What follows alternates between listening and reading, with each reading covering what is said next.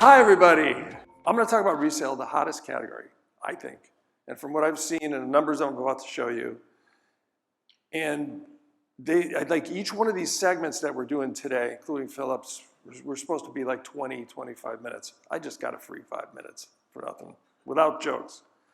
So anyway, take a look at this as a competitor, and not even as an apparel competitor. I don't care what category you work in. Take a look at that. Are they crushable or what? So in other words, if I was a competitor down the street, I opened a store, and I came down the street and I saw this, and I would think, I am gonna wipe these guys out. I'm gonna wipe them out.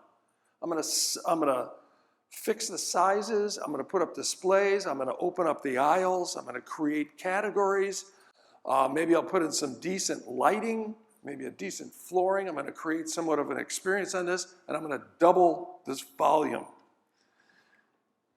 Well, these guys are $6 billion. That's $6 billion worth of business. You need another look at it, which I don't think you do. I mean, just take a look at that. That's pretty much awful. But, you know, kind of one of the things I learned yesterday is some of the awful is the unknown, right? I don't know what I'm gonna get. I'm just gonna rove around. It's a little bit more than a treasure. It's not a treasure trove. That's a garbage trove. All right. So really quickly, an agenda. I'm gonna talk about the opportunity. I'm gonna talk about the research itself that we did really quickly and show you some pretty fantastic numbers, and then I'm going to do a quick summary. But first, a commercial. I work for a company called WD Partners. We call ourselves Innovation at Scale, so that means we can do the front end and the back end, and we do it like this. We do it in one circular fashion. Everybody works together. It's not a linear stream. And these are our fantastic clients at the moment. Commercial's over. So you could tell a category is hot because we don't know what to call it. And also because everybody is going around giving it a new name. Whoever does used merchandise has a new name for it. I kind of like the circular commerce one. I think IKEA came up with that one. Pre-loved is Lululemon or something, so I don't know. But everybody has a different one. For purposes of this presentation, I'm gonna call it resale or used, so you know what I'm talking about, but there's 500 names for it. They're all really very similar. So let me spend a minute on the opportunity. And right now, the actual sales are about a quarter of this, but we got this from about 4 or 5 different sources, secondary sources that are saying it's gonna, the volume of resale is gonna increase 4 times to a $218 billion business within the next 3 or 4 years. And this one from the CEO of ThredUp, who, by the way, if you see him on a webinar or anything like that, is really informative, good one to pick up on. We think 20% of everybody's closet is gonna be used like really quickly. The numbers that we got, we interviewed 2,500 people, the numbers that we got back this number up. I can find the button on this thing. There will be a day in the not so distant future when 1 in 4 items sold is going to be resale, which to Philip's point about sustainability is a really good issue. So this category has a lot of spin to it. We have numbers that back this up as well. As a matter of fact, according to the consumers that we talk to, we're already there at this 25% number. And then one of the cool things is it's all generations. Our numbers did not back up this 56% from boomers, but we did get a really good number out of boomers. So you go across any generation, it's hot everywhere. You give somebody the option like, here's something brand new, blah, blah, blah, here's something slightly used, you know, depending on the company, depending on the object, and used is the choice almost every time.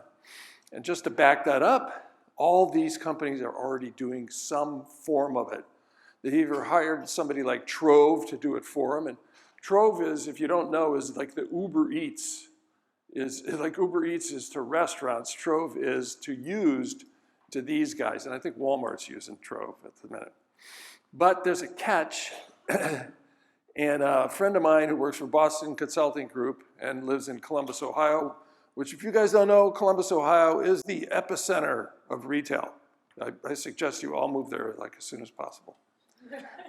But But there's a downside, and the downside is for normal retail, we're always talking about online, right? Online sales.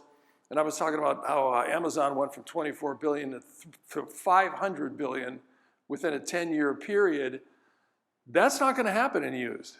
And that's what makes used different. And that's what made us start to think, could used help stores itself? Could used bring people into stores?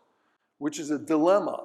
And anybody in this room that doesn't think it's a dilemma unless you work for dollar stores is a little bit off. So here's Ken Hughes. The major problem is receiving and processing and all this stuff. So, you know, picture like a normal company. Let's just say it's apparel. You get a shirt in, yeah, but you got 50,000 other shirts in, right? So you go through this whole process of shooting it, setting it up, putting it out, putting it in your catalog, putting it online, and then you ship some to stores. You save 20,000 of the 50,000 for your warehouse that you can ship out for e-com. That doesn't happen with used because you just got one thing, right? You just got this awesome jacket. So think of this. You get the box, right? You've got to inspect it. You've got to authenticate it. You got to photograph it. Then you got to retouch that photograph. Then you got to price it. Then you got to describe it. Then you got to post it. Then you put it back out. And that's for one item. So Ken's solution, if any of you guys know this guy, he's so smart that it's hard to talk to him. You know those people like that? Nobody got that joke? You don't know any smart people. And the contribution, so look at that. The contribution was higher than ever. It was 20 bucks, and they lost $33 on the issue. And that's why ThreadUp hasn't been profitable. And they keep saying, we're going to be profitable. It's a .com promise, right? We're going to be profitable. Sooner or later, don't worry, we're going to be profitable. We're going to make it. Just because we're down $33 right now, we're going to fix this whole system, and we're going to make it that way. Given everything that Ken Hughes just talked about, like the conclusion of his report and the Robin report, which I suggest you take a look at, is that they're never going to be profitable. I don't know about that. I'm not Ken Hughes. But anyway, you can see what the dilemma is. So the question becomes, as I alluded to, what about stores? Like that's where it's happening, right? And so when you start to look at the comments, the secondary comments about stores, it's much more enlightened. It's much happier. So stores offer a multifunctional way of building community, which we all talk about. I'm not exactly sure what it means, but I think it means getting together and actually talking to people. Physical locations act not only as a selling point, but there are 78% of customers left with somebody else. So there's an add-on sale when customers come in and they buy resale. And then these guys are already doing it. Dick's is doing out and back. They've done 2 stores where they're testing all used sporting good merchandise. And I can tell you from the numbers that we got, that was a really good idea and a forerunner idea for Dick's, that's for sure. So they get paid, if you bring something and you bring in an old baseball bat, you get paid on the spot. And then you could take that money and go buy a brand new baseball bat if you want to. And then somebody else will come in and say, well, you know, it's my first year in baseball. I don't know how good I am. I'm gonna buy this used thing. The stores are also an acquisition point. By that means this guy goes home and he goes, I bought this thing, you know, used at Dick's, and it's awesome. 5 of your friends go down to Dick's and they also buy it too. You just bought yourself 5 new customers. And our ultimate question, which I'll show you, is that it drives traffic to stores. So there's the $64 billion question, which was driven on 2 things. Number 1, store closings, up, up, up, up, up. I'm not talking about dollar stores. You know, there's information that comes out every year that says we open more stores than we close. But if you look at what those are, it's QSR and dollar stores dominantly, like 80 to 90% of it. So that, and then look at this one about malls. And this is a kind of a screwy graph, and that the old number is high. But 2010 is on a high, 2019 is on a bottom. So we lost somewhere in the neighborhood of 26, 27 million people in malls every year over the course of the last 9 years. So we were talking the other day about Gen Z. Well, Gen Z likes to shop in stores, but if Gen Z is even half of that bottom number, 2019, take it up to the 2010 number, it's still a tiny number. So the $64 billion question is, can resale drive traffic to physical stores? That's what we were looking to see. Because if we can do that, we solve those last two dilemmas, which has been the main dilemmas for retailers for the last few years. So here's the research. Just really quickly, this is what we did. We skewed it slightly young. If you look at the age, Gen Z and Gen Y, we kind of went a little bit heavy in there because we wanted more information, more accurate information from shoppers that have used this product for a long time. The income too, we kept it under $150. I don't know, some of these guys that own yachts down here in Miami probably don't shop used that much. So why do you shop used products? 2,500 people. Remember, you saw the cross-section really quickly. By the way, don't worry, at the end of this, I'm going to show a QR code. Take a picture of the QR code, and it's yours.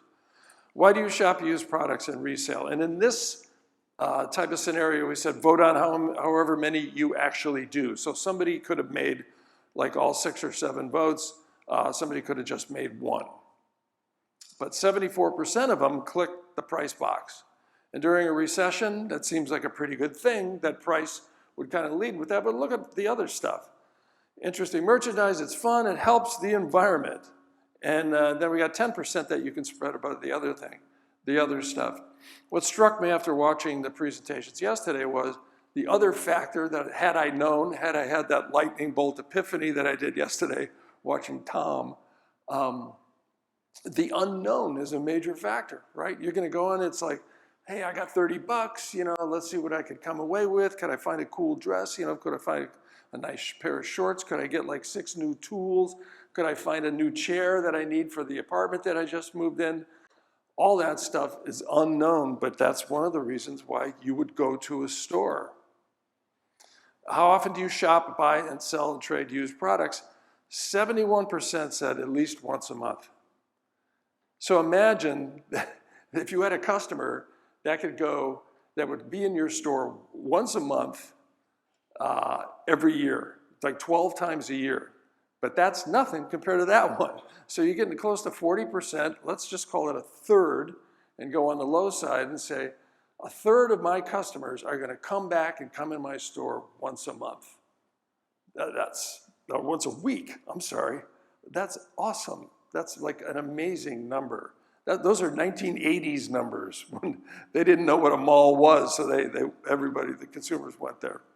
What percent of your actual purchases have been used, resale, or vintage over the last year? And this backs up the number. 33% of them said at least half of everything that they bought. So a third of these 2,500 people, skewed a little bit young, not all the way young though, a third of them bought at least half of their merchandise. So that could be, like we said, tools, furniture, anything, any of that stuff. But the real number was this one. At least a quarter of the merchandise that they bought, 85% or 84%, that backs up that first number that we saw from those other companies as well. So we're already getting to that point where a quarter of what somebody has in their closet is going to be used merchandise. So this is not an old idea to the consumer. It may be a little bit older to us because we don't know quite yet like how to do it or how to execute it. And that's why companies like Trove are doing so well, because they say, well, we'll figure out your problems for you. So when you shop and buy and sell used products, what method do you prefer? And this is interesting from other customers online, which is like eBay, Facebook, places like that, where you can go and you deal with other customers, you see what other customers have to offer out there. Depop is another one, Poshmark is another one, is 35%. Physical stores is 28%. When you think about physical stores compared to those two, or those 3 or 4, it shouldn't even be a comparison. Kind of the key number down there is all of the above. I do all those things. I go to stores, I shop online, I do all those things.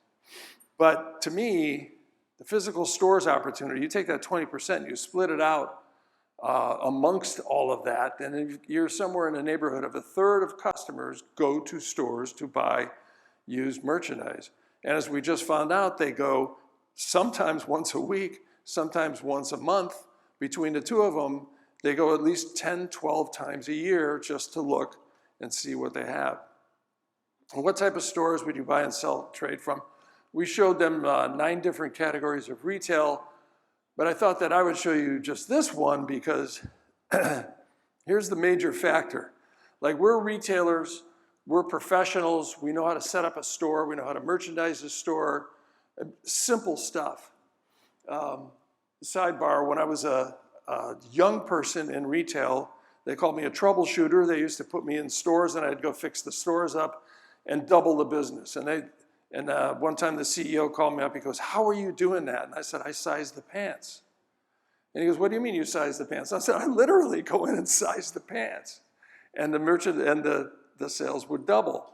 And so if somebody sized the pants, maybe on that place, they could do $12 billion if they just started it. So it's kind of like, if that's your competition, that's what you have to do, and this is what the customer wants to do. Certainly, with the genius that we have in this room, we can figure out a better way to do it than that. Okay, and so here's the question that we were after. Would you visit blank store type more often if they had to buy, sell, trade, used merchandise? Whatever, whatchamacallit, whatever we want to call it, circular commerce.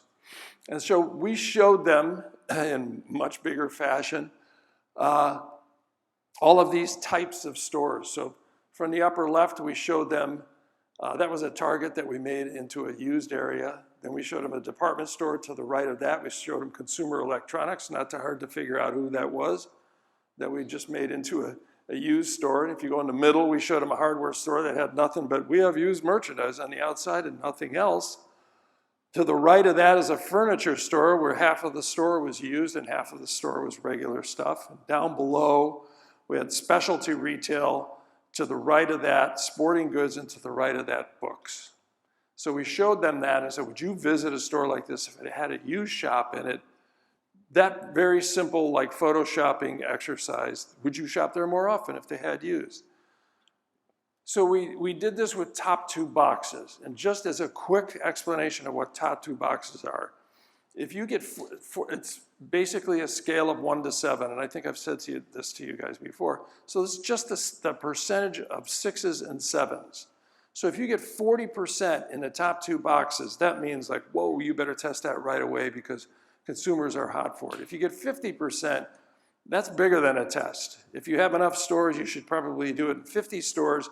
You're behind the customer. They're already looking for you. Half of the people are already really excited about that category that you offered or that proposition that you offered to them. And if you have 60%, you are losing money. People are way ahead of you. So here's what happened. I'm going to go through these categories pretty quick, but again, at the end, I've got a little QR code that you can do. So top two box scores. Hardware stores, 45%. Remember the percentages. These are top two boxes. Sporting goods stores, 45.6. Department stores, 46.2. We have a big dilemma. We had a conversation about department stores. Anybody go to department stores anymore? Well, half of these consumers would go there if they had a used area. Furniture stores, we're getting close to 50%. Consumer electronics, which we have yet to see, which is kind of hard to understand. I mean, certainly there's enough consumer electronics to the sustainability point that we're just throwing out that could be refurbished, used, and redone again. Box stores.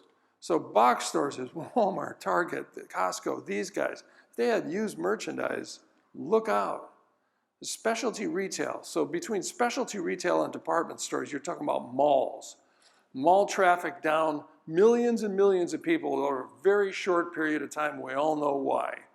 But if they had used merchandise and something that everybody didn't know what was there, but they had used merchandise, and they could collect more new customers by that. Department stores and specialties, those are really good numbers for them. And then if you have a bookstore, if you're Barnes and Nobles and you're not doing used books, then you are really, really missing out because we have over 60% of the people that are so far behind on used books. Anybody that does a bookstore needs to have used books. And then the age thing really struck me. So we did 3 large groups, basically. You know, you call the generation that those fall into, but nonetheless, they were all pretty much the same. And I think I just had to go back and show you this, if it works. Yeah, look at all those numbers. So all the numbers were pretty much the same. They're all within 3 or 4 points of each other. And personally, I've never seen that before. Usually it would have been, well, I would never go to a hardware store. That gets like 10 or 15%. But a specialty store would get like 50 or 60%. In this case, all those numbers are the same. That means that consumers are thinking, if they had used across the board, I don't care who it is, I would go there more often. And then, I don't care how old you are. I don't care if you're a baby boomer or a Gen Z or whoever you are. We always think like, when we talk about used merchandise, it's Gen Z that does it. That's not true. That's absolutely not true. So boom. I just gave you guys a big tip. Better get used going. So used merchandise is explosive. It really is. It's a category that we have a lot to figure out in, which I'm going to talk about in 1 second. But nonetheless, it's a category that could bring people back into stores, increase volume, increase revenue, make stores more relevant. Physical stores, make stores worth something. As we were talking about yesterday, when you looked at stores and how stores have really changed compared to online shopping over the course of the last 30 years, it's been relatively small to non-existent. So now you have something new to think about. But here's the caution. And the caution is the ops dilemma. So it's like, how do you do it? That's why people, they couldn't figure out, the restaurants couldn't figure out how to deliver merchandise to people like that, although the pizza guys have been doing it for 50 years. They couldn't figure out how to do it, so they hired Uber Eats. Just you guys take care of it, and then we'll give you a certain amount of money. The same is going on right now. But look at number one. So the first thing, and I ran a used business during the course of the 90s, and we had other merchandise, but we also had used. It took me a long time to figure out the used business itself is sort of a flip from regular business, and that number one is a big one. You have no idea what your inventory is. So will 6 pair of pants walk in? Will like 4 pieces of furniture walk in today or not? Will they walk in all week? Maybe not. And then will you have one day where 50 of each one of those will come in? Yes, that's gonna happen. So it's very random. So the thing that makes it exciting to shop is what makes it not so exciting to buy into inventory. And I think that's what makes modern retailers kind of crazy. Like, how do I keep track of this stuff? And that isn't the idea, I guess. If you look about 5 down, the other thing is you have to train and sell your associates.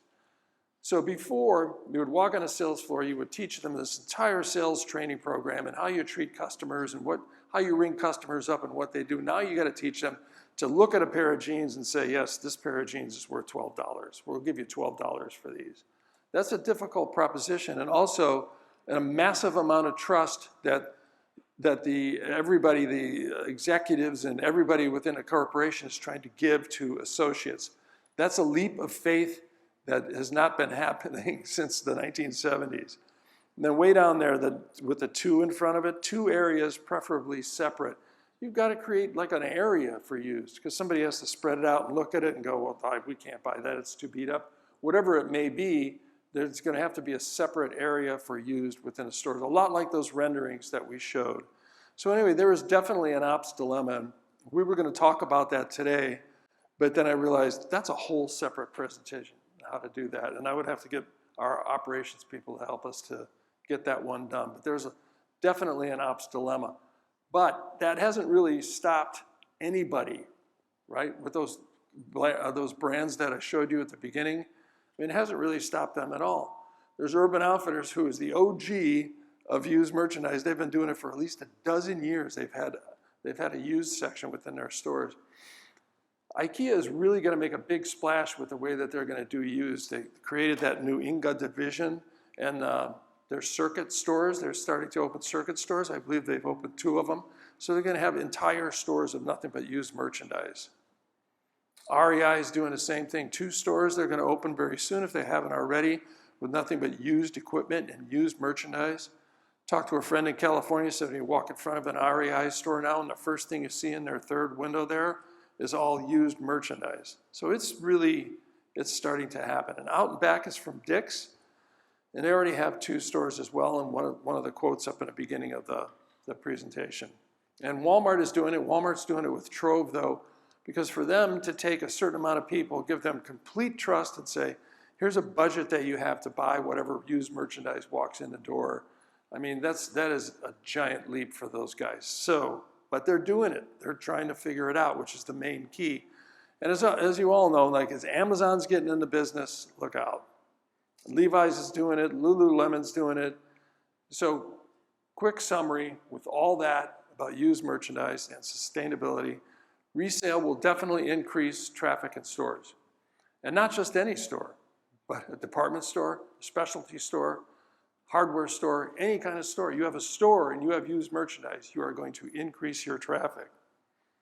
Test big for sure to figure it out and then solve that ops problem while you're testing. And by the way, you're way behind the customer. Unless you're doing used right now and trying to figure used out like those brands are that we just showed you, you are behind the customer and the customer knows it. And they're going to be looking for you and they're going to shop you if you have used merchandise. I'm going to end with a quote, and does anybody know who this guy is? He's one of my favorite quotees. This is definitely a crowd like after a party. You know that? Okay, so here's the quote from Socrates. The secret of change is to focus on all your energy, not on the old, but on the new. And I would say that that was especially true for used merchandise. So there's your QR code. Get a picture of it. Thank you very much. Thanks for putting up with the beginning. I appreciate it very much. Thank you.